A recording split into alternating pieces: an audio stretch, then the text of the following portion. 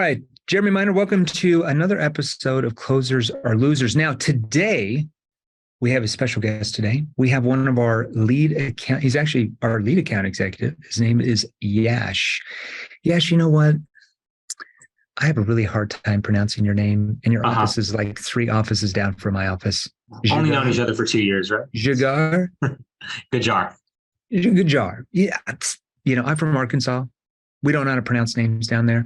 So I'm here with Yash today. So Yash is filling in for our CEO, Matt Ryder. Now, Matt went on vacation to New Zealand and he got stuck in New Zealand. Nobody said anything. We're not going to announce this anywhere, but here, the podcast. We only have like 100,000 people a month listen to the show. So don't anybody spread any rumors. Matt got stuck in New Zealand. He had this crazy ear infection and the doctor's like, you cannot fly home.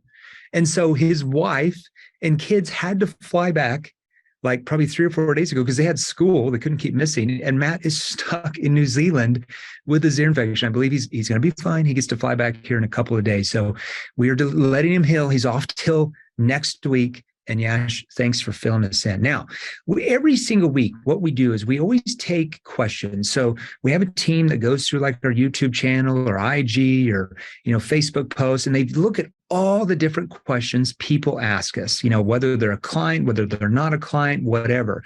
And we typically will pick one of the best ones that we think is most relevant for that week. And we're going to talk about that. And we're going to talk today about the difference of what it means of being what we would say most salespeople have been forced to learn, which is a product pusher, compared to how does that mean? Like, what do we mean when we say don't be a product pusher, be a problem finder and problem solver? And why do we want to bring that up in a time where, as all of you can see and feel and hear, there's things shifting in the economy?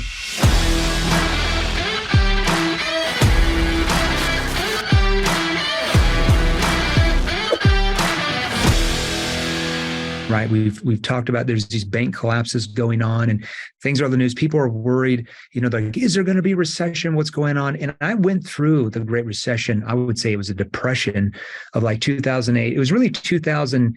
It really started happening at the end of 2008, but it really got really bad in 2009, 2010, 2011. Then it kind of got on it, started going up after that. There's like a 2 to 3 year period was, pretty dodgy there.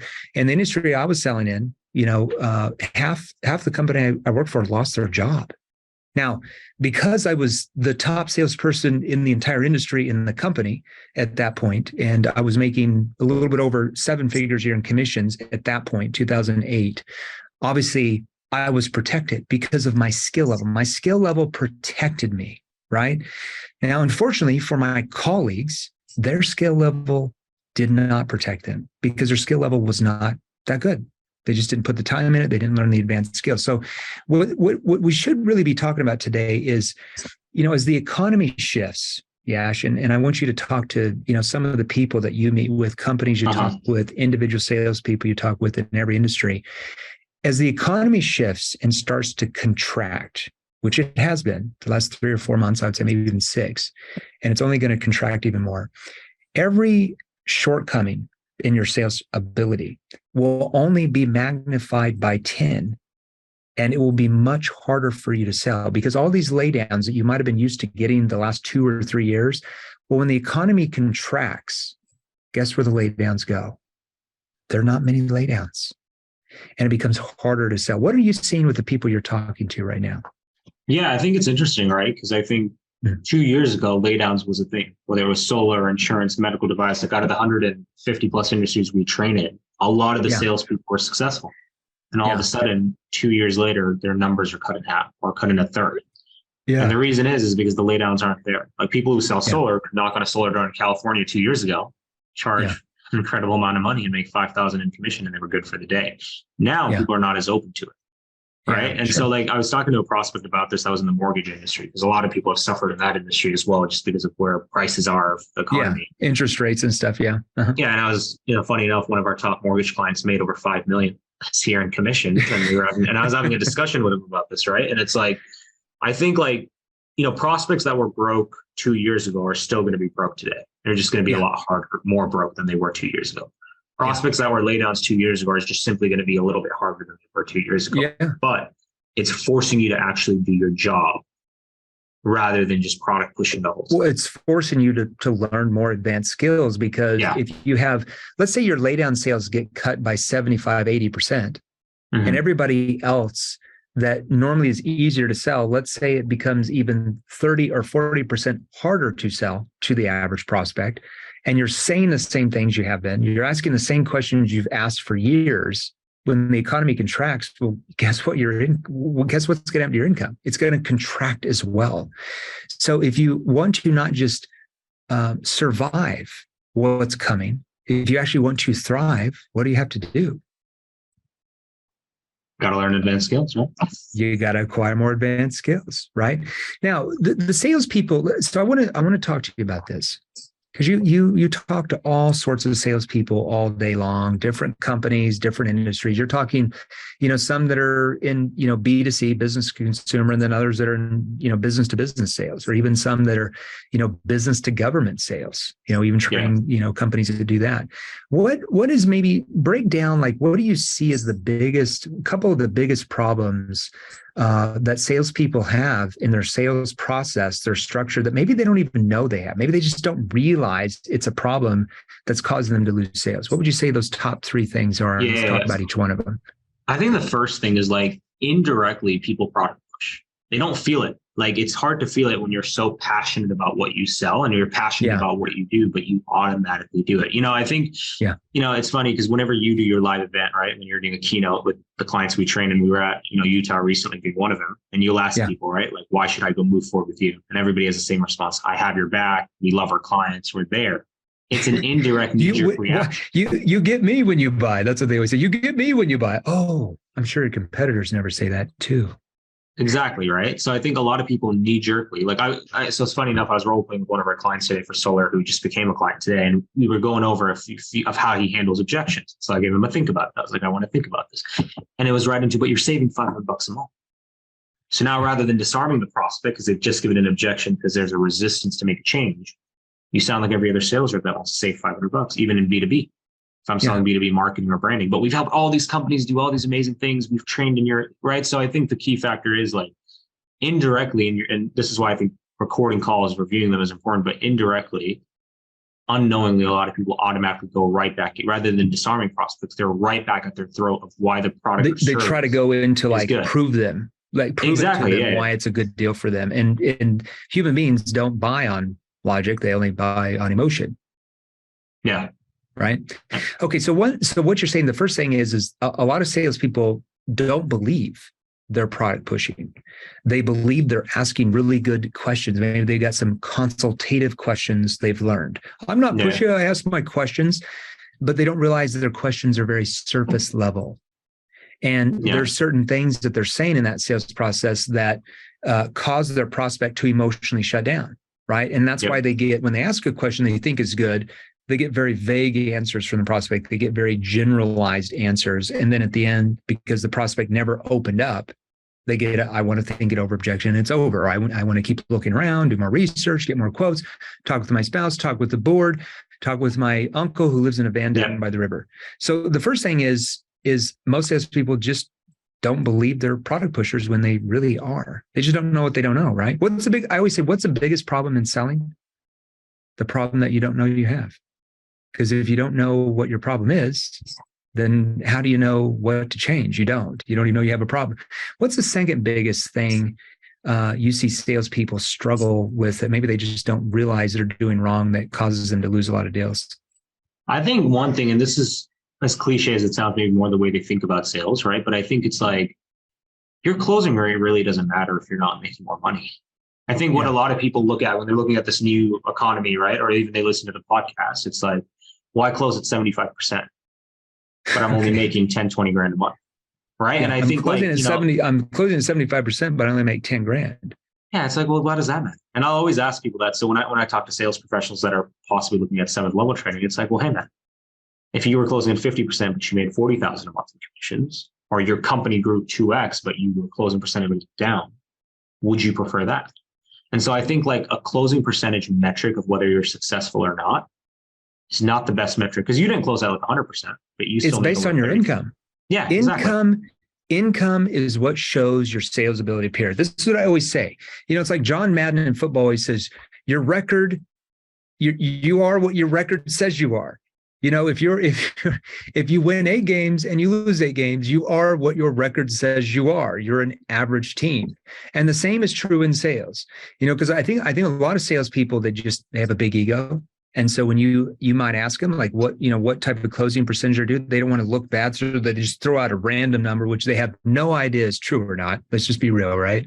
Because in most industries, they're not closing 75%. They might close, and that might be an inbound lead, but they might be like, well, I close 75% on people who are qualified. Well, what the hell does that mean? What does qualified mean? You mean you couldn't help them overcome the money objection, so they weren't qualified? You didn't get them resourceful around the money? Exactly. That's your job to help them overcome that. So that does not count. So your sales ability is what your commission check looks like at the end of the month. That's what your sales ability says about you. So if you're making $5,000 a month and you're closing at 50%, well, you're making $5,000 a month. That's what your sales ability is $5,000 a month. If you are making 7 or 8 or 3 or 12 or 15, your sales ability is that level. That's it. So if you want to make double or triple that or quadruple than that, you have to acquire more advanced sales ability. Your questions have to get the prospect to want to open up.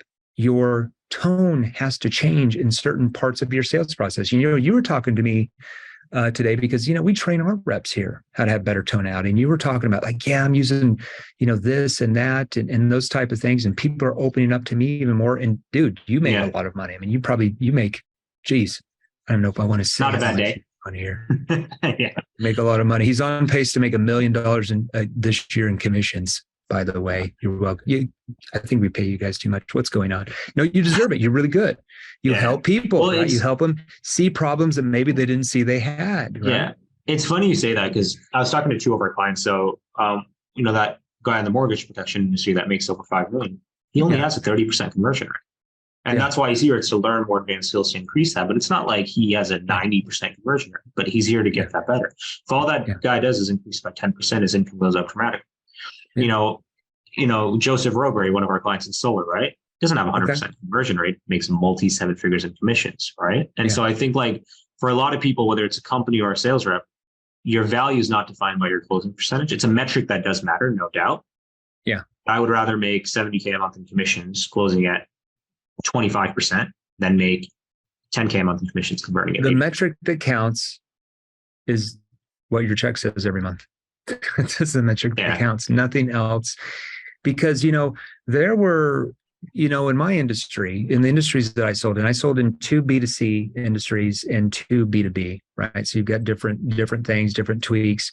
But there were salespeople in that industry that would have really, like you said, high closing percentages, but the price points of the different solutions that the company offered, they were always selling the lower price points. Exactly. Whereas other salespeople that were making 4 times what they were had a lower conversion rate, but they were selling much higher price points. So they were making way bigger commissions. And I think that's something that as a salesperson, we have to really look at our own ability. And we might brag, I'm closing, all this high percentage. But if you look at like, what's the ticket price of what you're closing, and it depends on, obviously if you sell, I'll give you an example like life insurance.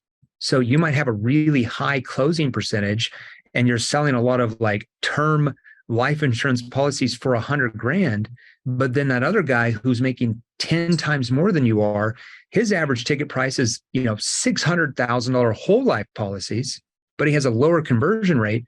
Well, you got to look at that as like, okay, do I want to sell like term life insurance policies that are small, or do I want to acquire more advanced skills and help people overcome like a money concern and sell like $500,000 to $1 million plus whole life policies and make way more money, way more commissions, and maybe have a lower conversion rate or higher? Like in the industries I was in, I had the highest closing percentages, but I also had the highest what's called DPL, and the companies that stands for dollar per lead.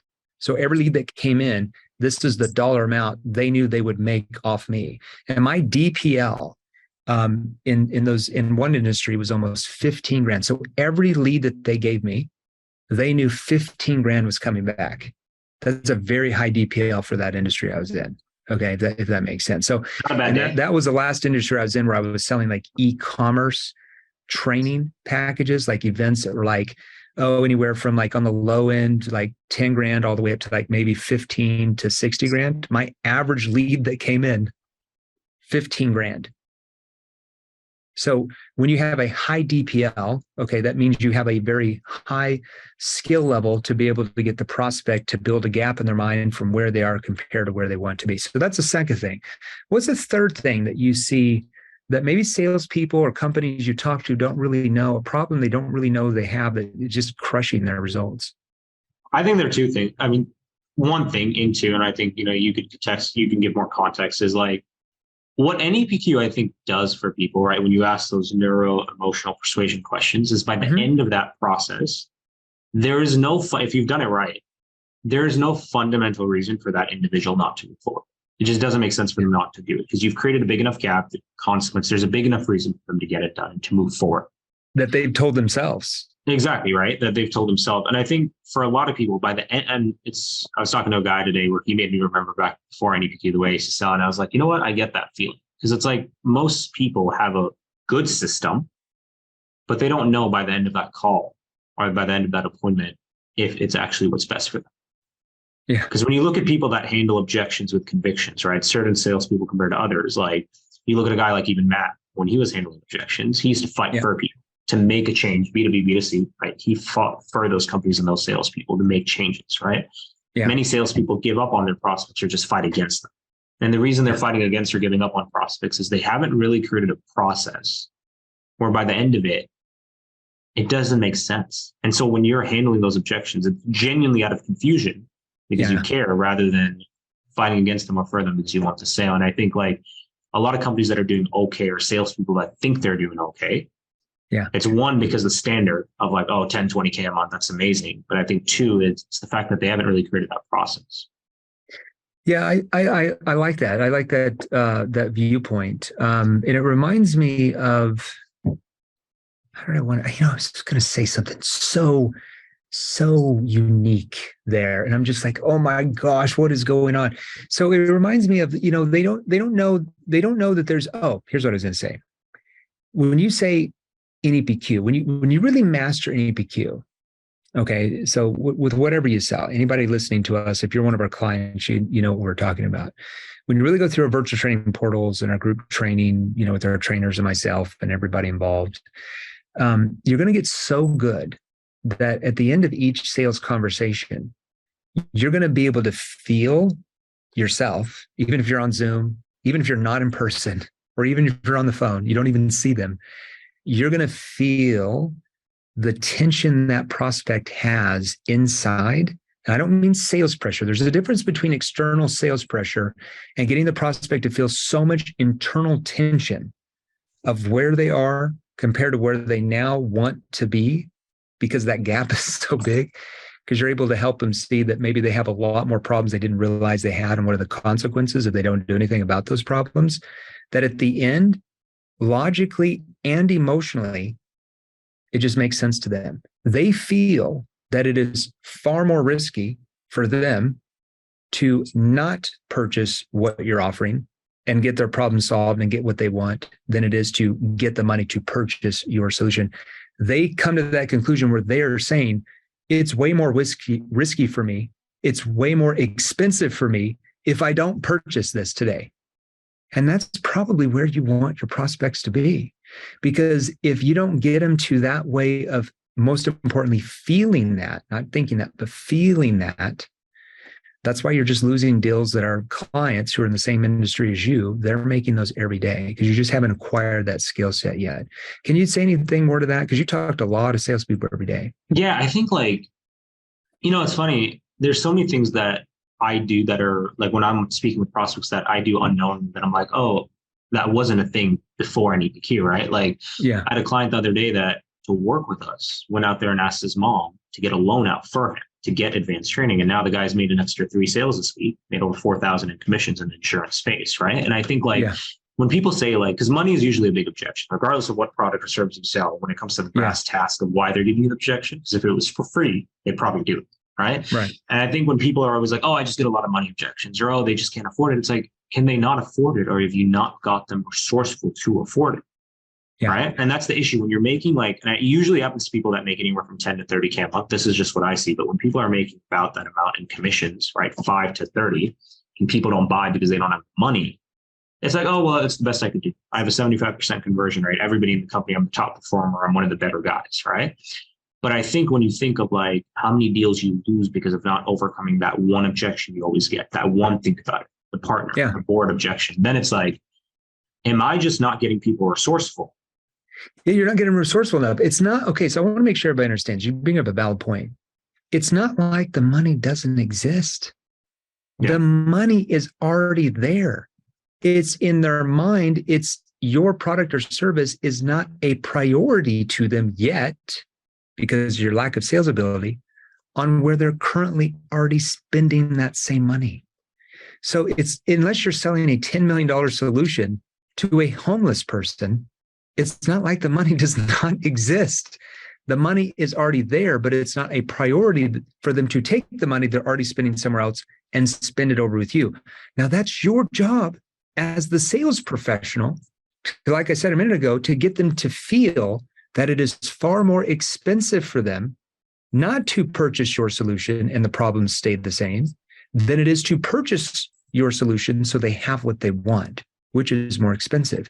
And that's when it starts to shift in their mind that your solution is the number one priority for them to get what they want. And Yash, like you said, that causes them to get very resourceful and to go out and find the funds or the funding to purchase whatever you're selling.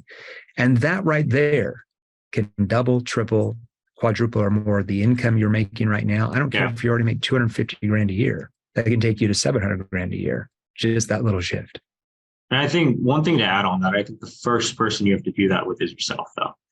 Because that's the hardest thing. That's a good point. Why is that? Tell me. Well, because I think like, you know, it's so interesting because I think everybody has, you know, we say, right, we all make decisions based on our perspective and everybody has such a different perspective of life and how we look at it as. But I think like as sales professionals, right, if there's one thing I've learned from you, the biggest thing I can say I've learned being in the office with you and like working with you compared to when you and I were just working together online is like, you genuinely just do nonstop learning, right? Like there's no ego, there's no, and I think for a lot of people, like the standard of what you decide is your standard as a sales professional is really what you're going to limit at. If you think at 10, 20K, you're crushing it, like you will fundamentally, it doesn't mean you need to be pissed off with your results or upset about them. But if you cannot, if your standard is I'm doing good, I'm crushing it at XYZ a month in commissions, you will never fundamentally make more, which is why learn more. Exactly. And that's why when you get objections, you accept it. Because if I'm not going to raise my standards, how can I tell you to raise your standards? Yeah. It's hard 100%. To do. And so when I see the way you live your life and the way you're always reading books or training, even from people that may have not had the same career you had, that's why it's 7th level and you've grown. And that's why we help our clients. Yeah. I mean, at the peak of my career, when I was making almost $3 million a year in commissions at my sales job, still learning just as much as I do now as the first day. Because I knew if I let my ego get ahead of me, that I felt like I knew everything, I would just start making less money. And I wasn't interested in that. I have no ego. My only thing is I wanted to perfect everything that I do. And so I have to acquire more skills from people who might, and I would even learn from people who made a third of what I did or even less. Why is that? Ask them something, because I would ask them something. I'm like, okay, when you get this objection, how do you respond? And most of the time I'm like, that doesn't sound very good, but it would spark an idea. And I'm like, if you just change these 3 or 4 words and you use your tone different here, that would actually work really well. So it would just spark ideas because obviously I'm not going to handle a money objection from somebody that makes 90% less than me. However, it can spark an idea where I can go relanguage what they're doing and then loop back around with a different question and work even better than what I was doing before. So I was always soaking it up like a sponge from people that were doing good, but not necessarily as good as I was. But I knew I could always learn something and change it and make it better. If that makes sense. Yeah, I mean, it's exactly right. I think that's like any sales, person or any company we've trained that's really crushed it. I think that's the key factor. Each one of them, and it didn't happen right away. Sometimes it took a bit of talking to, but each one of them had the mentality of, I need to raise my standard. And that's why. It's true. I mean, like even the keynote I did a week ago in Utah that you're with OC Tanner. I mean, they do 400 million a year in sales, but they're like, we should be doing triple this. We should be doing 1.2 million. We have to learn more advanced skills. Our salespeople need to learn better tonality. They need to learn better questioning and how to open their prospects up. And they realize that if they don't learn with the contracting economy, that next year they're going to do less. And so that is a company that will go places because they want their people to acquire more skills so they keep moving forward. All right, Yash, let's let everybody go. Thanks, everybody, being on. Yash, thanks for being on here. Thanks for jumping in for Matt. I'm going to tell him you love him. He's doing good. And we'll see everybody here in the next couple of days on the next episode of Closers Losers.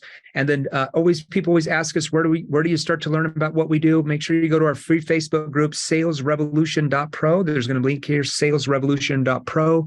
We'll let you join that for free. There's about 56,000 salespeople there now, all sorts of industries, including yours watching us. We let you join that for free. And we go live in there 2 or 3 times a week with different Q&As, different subject matter trainings. And then you want more advanced training like our clients are, who are in your industry, who are probably crushing you, by the way. I'm not going to say anything, but you want to start making 2, 3, 4, 5 times what you are right now. You join the Facebook group, you just reach out to us in there, message us directly, and you can book with our team like Yash and other people, and they'll go through different training options that we have for your industry so you can sell more. Thanks, everybody. Yash, take care. Talk to everybody soon. Thanks, everybody. Cheers. Hey guys, if you enjoyed these, here's another you can watch right over here. Join our free Sales Revolution group. Click the link below, join us, and we're going to help you. Thanks for watching. We'll see you real soon.